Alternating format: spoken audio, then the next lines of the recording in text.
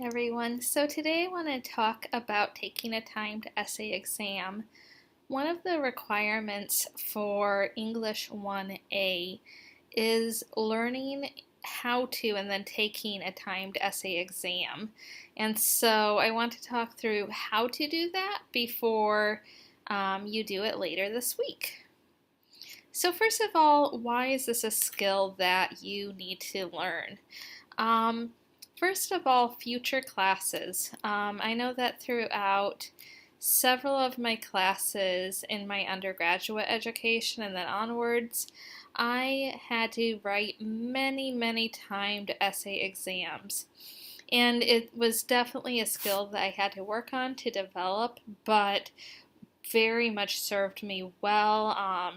Especially in my history classes and my English classes, my classes throughout the humanities, I very frequently had to at least, write one component of my essay as an essay exam, or one component of my test as an essay exam.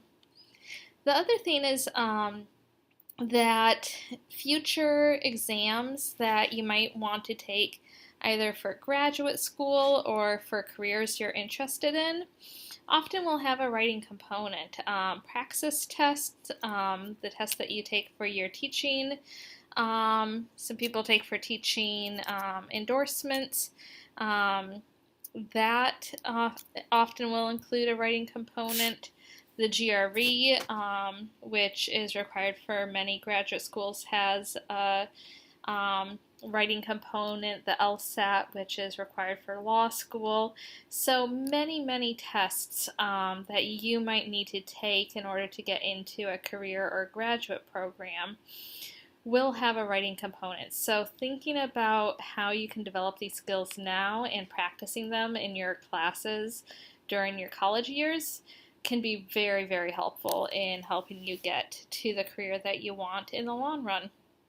And finally, for future writing, I think that this is a really helpful skill to have as well. Just in general, being able to quickly think of an idea, organize it, and getting words on the page. This skill, yes, is a good test taking skill, but I also think that can be a good life skill. It can help you learn how to think, organize, and write quickly and under pressure, which a lot of careers do require. So, of course, that's all the good stuff about doing timed essay exams, but there's one big downside for a lot of us, and that is nerves. Nerves, I think, is a huge component of why a lot of people really hate doing essay exams. And so I think the first thing we need to talk about before we talk about anything else is just how to manage nerves for a written exam.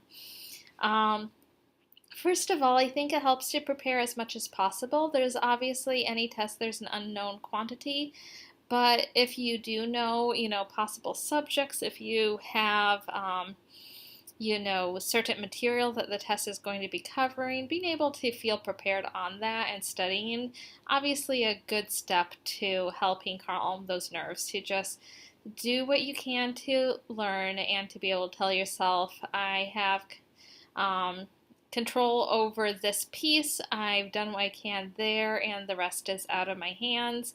I think that for me that could be really helpful. Secondly, do as many non-study things as possible to help leading up to test day. Getting good sleep the night before, for a few nights before a big test. Eating good food. My mom, whenever we had a major test in school or, when I had to take the SATs, she'd make eggs and make a nice big protein-y breakfast for me. And I'll still do that for myself sometimes. I might not make as fancy of a breakfast, but I'll make sure to eat a hard-boiled egg and make sure that I get some kind of good protein in my system before, a day when I know that my brain needs to work. So, eating good brain food. It feels rudimentary, but it really does help. Then do things like, if you've got a big test in the afternoon, if meditation's a thing that helps you, if taking a short walk is something that helps clear your brain, if yoga is something that helps clear your brain, there's lots of things that we can do that help kind of clear our heads and get us ready for a written test. The next thing is have a game plan for how you will approach the essay. So we'll talk about outlining in this video. And for me, it really helps to just have a process that I go through. I brainstorm, I outline, then I work off my outline, then I proofread, and just having that as like the process I go through for every single written essay that I write, or timed essay that I write, is just so very helpful, I think, for helping my nerves. Because once again, there's some things you can't control on test day, but your process and knowing that process and feeling good about that process is one thing that you can control, and that helps. And then lastly, use deep breathing or other relaxation techniques if needed during the test. This is something that I do. I had to take a timed essay exam earlier this year, and when I felt my head getting flustered, when I felt like I couldn't organize my thoughts, just stopping, closing your eyes, and just taking a few deep breaths, that really, really helps me. And then I refocus and my head's a little clearer. I've gotten some good air in my brain. So that really, really helps me, at least, to be able to do that. And there's other relaxation techniques that you can use as well to just help you not get to that point where you tense up and your brain's not really able to function as well as it could if you were relaxed. So that's all fine and good, but obviously there's some more writing related stuff that you need to know for taking a test. So I want to talk about that. So the next thing that you need to think about is brainstorming. So brainstorming, usually you get a response or a prompt, and you have a few possible responses that you can make. So what I usually try to do is read my prompt and come up with 2 or 3 possible responses to the question. And I don't, write out entire thesis statements for each of them. I just jot down a few words for 3 ideas. And then I look at them, and I kind of have 2 different frames through which I look at them to decide which I want to use. One way of thinking about it is whichever you think you can write the most about. When I tutored students who were taking, like SATs, ACTs, AP tests, things like that, often one of the things that the test givers are looking for is just how much are you able to expand on an idea. And so, for that kind of a test, making sure that you have enough to say actually does matter quite a bit. So that's one of the things that's worth thinking about. But then obviously too, especially in the context of a class, make sure that you're choosing whichever you think best responds to the prompt. So if you maybe have a lot that you could say there, but it doesn't directly relate to the question or doesn't directly respond in the best way to demonstrate what you've learned through this class, then maybe it's better to go with the one that best responds to the prompt, best demonstrates your learning. Because that's really what you're trying to do in a class setting. You're trying to demonstrate that you know the stuff and you can talk about it and you can have a point of view on it. So other things to think about in your brainstorming, thinking about how much you can cover in the given time frame. This matters for how many supporting ideas you want. Do you have time for 2 supporting ideas or 3? You probably don't have time for more than 3. For me, I usually either do 2 or 3 depending on how much time I have. Sometimes I only have time for 2 body paragraphs for, a really short timed essay. The one that I did early this year, I think, gave me 35 minutes to brainstorm, write, and revise. It wasn't a lot of time. I had an introduction, I had a conclusion, I had 2 main body paragraphs. And they were, I tried to make them thorough, but I didn't have space or time for a third. If I had an hour, I probably would have 3 body paragraphs, but you also need to know yourself. You need to know how much you can write in a given amount of time. It's better to develop an idea thoroughly than to kind of haphazardly throw out too many ideas without really being able to write well-formed paragraphs. And then after you come up with all this brainstorming, the next step is to create an outline. So your outline should be pretty basic because you don't want to spend too much time outlining. You want to be able to get to the paper writing stage of things. So things that your outline should have.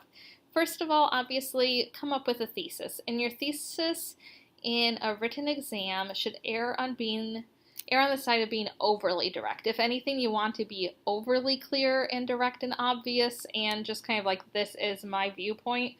Then you want to be too subtle so that your professor, your instructor, who, the test giver, whoever it is, doesn't quite get your point. So you want your thesis to be very much, this is my main idea for this paper. You obviously phrase it well, but make sure that your point of view is very, very clear in the thesis. You'll probably have, for this essay, I'm expecting 2 ideas per essay. If you have 3, that's great, but your supporting idea, your first one, might have 2 supporting facts and illustrations under it. The next one, this is what basically I would do for my outline. Obviously, each of these supporting facts and illustrations should also be analyzed, but for me, I don't get into the details of how I'm going to analyze each of them. I just make sure that I have, a thesis, 2 main ideas, and a few supporting facts or illustrations for each of those ideas. Also, this bottom note, I'm saying obviously you'll also want a short introduction and conclusion. They shouldn't be very long, just a few sentences. And that's because you want to remember that the most important thing on a timed essay is answering the question. Start with your thesis and support and spend less time on the introduction and conclusion when you're doing the outline. You can kind of start thinking towards those ideas, but whereas you want to spend a lot of time crafting those into really nice, nuanced things in a formal essay that you're writing for a class. For a timed essay, the stuff that I have here, the thesis and, main ideas and your support is going to be the most important information to make sure that you cover. So then when you get to the writing stage, just a few tips. If you are writing by hand, I recommend that you skip every other line. And I recommend this. I've known some people who will even skip 2 lines. You can do this because it allows you to cross out things you don't like and have room to rewrite, or have room to kind of use one of those like enter caret symbols and add a sentence here and there. So I really recommend that. If you do need to cross something out, do it with simple, clean lines. Don't, scribble over what you don't like. Just a nice, clean line is going to help your essay look more professional. Obviously, test readers, instructors should be reading for content, but the more professional it can look, the more clean, the easier to read, the more favors you're doing for yourself during that process. Those 2 things aren't going to apply in this class because our timed essay is going to be online, but those are just good tips for if you do end up doing some tests where you're writing by hand. Remember to use clear, obvious topic sentences at the beginning of every paragraph. This kind of is like the thesis. You just really want to make sure that your ideas are being highlighted, are very clear. And so at the very start of every paragraph, make sure to have a clear topic sentence that introduces your point of view for this paragraph and connects back to the overall idea of your essay. And while phrasing and grammar are important, you can save time to edit and revise at the end. I always prioritize gain information on the page to make sure that I've answered the question. I can always go back and fix things I don't love. So the main idea here is just keep writing. Keep an eye on the clock, make sure you have time to go back and fix what you don't like.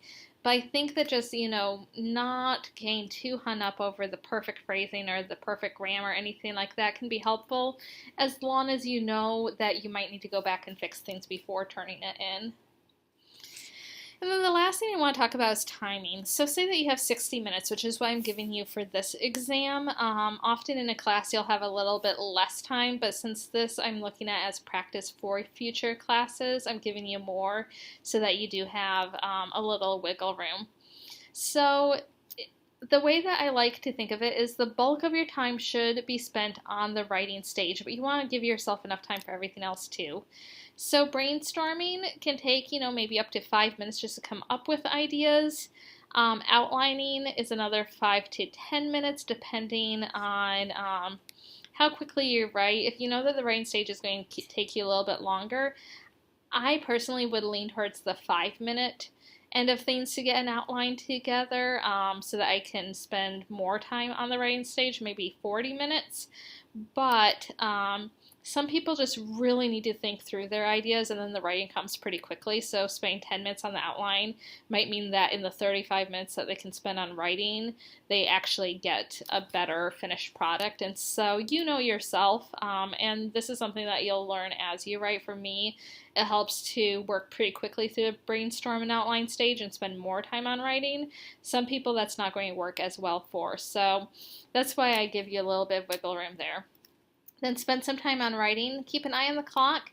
And then for this exam, I'd recommend keeping at least 10 minutes to proofread and revise anything that you don't love, or catch anything that might be missing, fix grammar, enter a few sentences here and there if something's not well analyzed.